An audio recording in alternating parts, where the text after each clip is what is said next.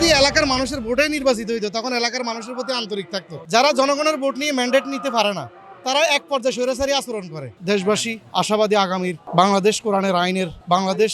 চাঁদপুর জেলা ফরিদগঞ্জ থানা থেকে আসছে। আমরা এই জুলাই আন্দোলনের পরে যে একটা সুযোগ আল্লাহ বাংলাদেশে তৈরি করে দিয়েছে, আমরা আগামীর বাংলাদেশ দেখতে চাই যে দুর্নীতিমুক্ত, চাঁদামুক্ত এবং সন্ত্রাসমুক্ত একটা দেশ গড়ার অঙ্গীকার নিয়ে আমরা যে ৭ দফা আন্দোলন বাস্তবায়ন আছে, সেটা আমরা আজকে এই সফল করার উদ্দেশ্যে এখানে জড়ো হওয়া। এবং আমরা জানান দিতে চাই যে বাংলাদেশে জামায়াত ইসলামের অবস্থান, যে ইনশাল্লাহ একটা অবস্থান আছে। যেমন ৭ দফার গণহত্যার বিচার, প্রয়োজনীয় মৌলিক সংস্কার, জুলাই সনদ ঘোষণার যে বাস্তবায়ন, জুলাই অভ্যুত্থানের শহীদ ও আত্মহত্যাদের পরিবারের পুনর্বাসন, তারপরে পেয়ার পদ্ধতিতে জাতীয় নির্বাচন, প্রবাসীদের ভোট প্রদানের ব্যবস্থা এবং লেভেল প্লেইং ফিল্ড নিশ্চিতকরণ, এই বিষয়গুলো আজকে এই সমাবেশে তুলে ধরা হবে ইনশাল্লাহ। আর সারা বাংলাদেশে যে অবস্থান জামাতের, ইনশাল্লাহ দেশবাসী আশাবাদী আগামীর বাংলাদেশ কোরআনের আইনের বাংলাদেশ ইনশাল্লাহ কায়েম হবে ইনশাআল্লাহ।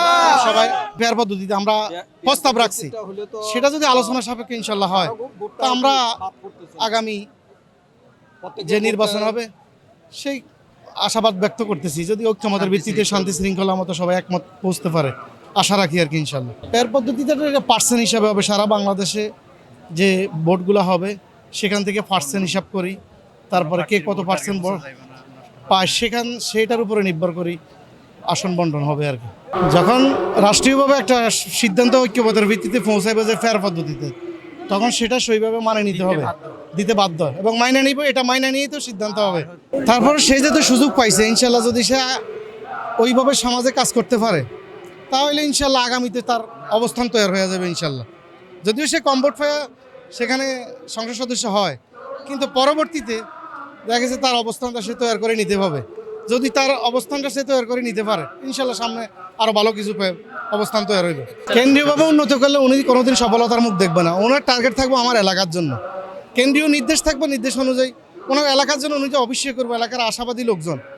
এমনও তো হতে পারে আপনি ভোট দিচ্ছেন বিএনপির, আগামীতে কাজের অবস্থান তৈরি করার জন্য শৃঙ্খলা যখন দেশের ফিরে আইব, ভালো অবস্থান হইব, দুর্নীতি হবে না, তখন কিন্তু নিশ্চয়ই আমরাও আগামীতে তাকে ভোট দেওয়ার একটা অঙ্গীকার করবেন।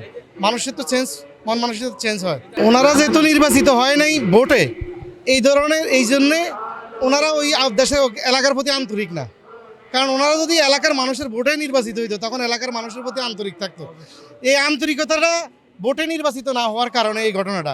আর বিগত বছরে বাংলাদেশের ইতিহাস এবং পৃথিবীর ইতিহাসে যারা জনগণের ভোট নিয়ে ম্যান্ডেট নিতে পারে না, তারা এক পর্যায়ে স্বৈরাচারী আচরণ করে। আর যারা জনগণের ভোটে নির্বাচিত হয়, তাদের প্রতি আস্থা থাকে এবং জনগণের প্রতিও আস্থা থাকে, এলাকার প্রতিও মায়া মমতা থাকে।